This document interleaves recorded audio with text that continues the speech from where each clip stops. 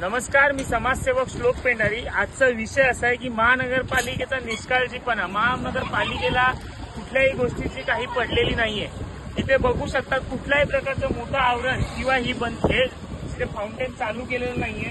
ते फाउंटेन असं सोडून दिलंय, गंजलेलं ते फाउंटेन। जे कोणाला एखाद्याला खर्चटल्याने त्या फाउंटेनच्या गंजापासून जर कुठली इजा झाली त्याला महापालिका जबाबदार राहणार का?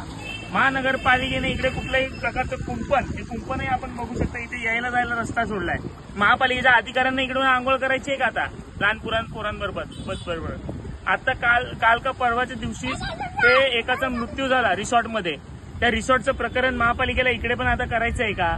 महापालिकेचे अधिकारी प्रदीप पाचंगे आणि प्रकाश साटम साहेब मी आपल्याला विनंती करतो आणि यांचे ते प्रभारी इंजिनियर सुरेश सिंगाणे साहेब यांना विनंती करतो की लवकरात लवकर ह्याच्यावरती तोडगा काढा आणि हे जे गंजलेलं आहे हे सगळं काढून तुम्ही लवकरात लवकर नवीन बसवण्यात यावं आणि ह्याला एक उंचीनुसार कुंपण घालण्यात यावं जेणेकरून लहान मुलं आतमध्ये येणार नाहीत। जय महाराष्ट्र।